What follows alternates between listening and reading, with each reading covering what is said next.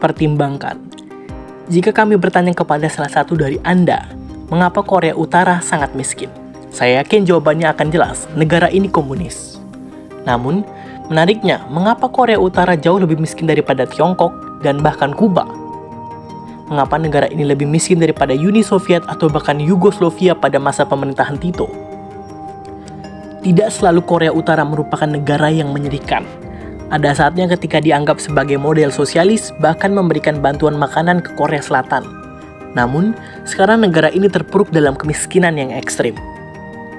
Pada awal 1980-an, produksi biji-bijian Korea Utara melampaui 10 juta ton per harinya. Kini, kurang dari setengahnya. Apa yang terjadi?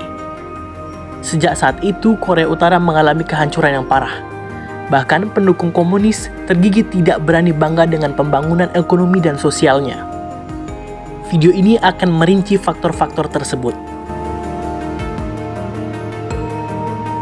Mari kita mulai dengan melihat masa lalu Korea Utara.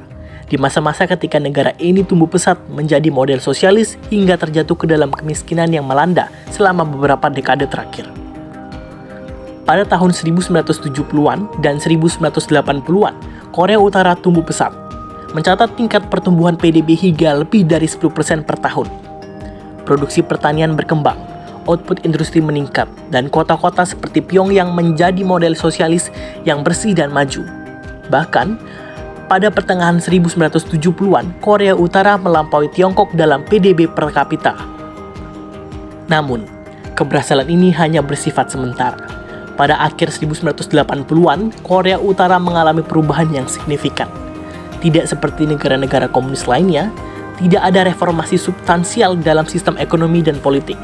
Tidak ada adaptasi model produktif terhadap perubahan global. Korea Utara mulai memfokuskan sumber daya pada program ekspansi militer besar-besaran pada tahun 1970-an dan 1980-an. Ini menyebabkan pengalihan dana dari perekonomian sipil ke militer.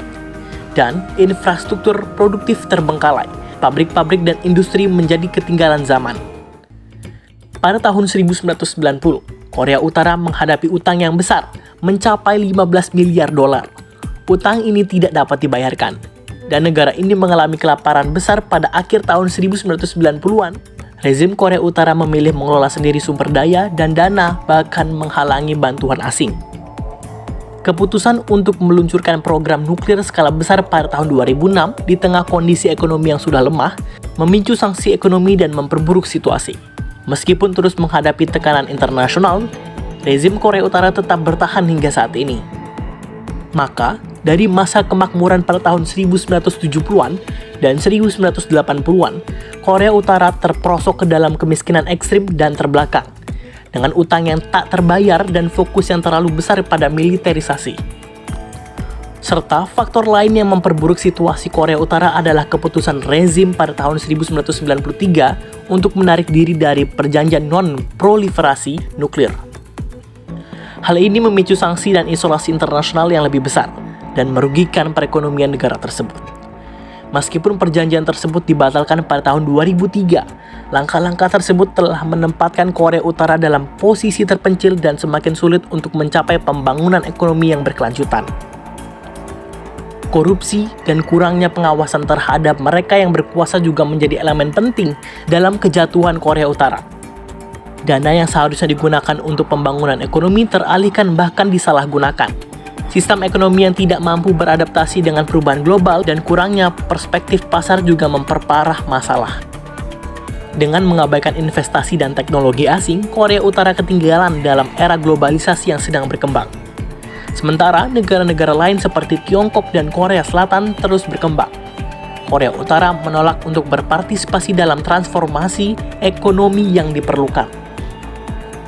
Yang pada akhirnya, kombinasi dari kebijakan militerisasi yang tidak terfokus, utang yang tidak terbayar, isolasi internasional, dan kurangnya adaptasi terhadap perubahan global telah mengubah Korea Utara dari harapan sosialisme menjadi negara yang terjerumus dalam kemiskinan ekstrim.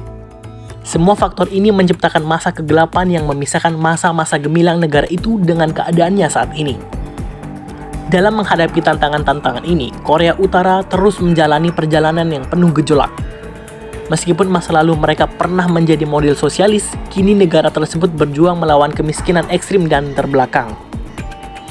Kisah Korea Utara mengingatkan kita bahwa kebijakan yang tidak selaras dengan perubahan global, isolasi internasional, dan kurangnya adaptasi dapat membawa dampak yang merugikan bagi perkembangan ekonomi suatu negara. Bagaimana masa depan Korea Utara akan berkembang, hanya waktu yang dapat memberikan jawabannya. Terima kasih telah mengikuti analisis ini, dan mari kita terus mengamati perkembangan di semenanjung Korea.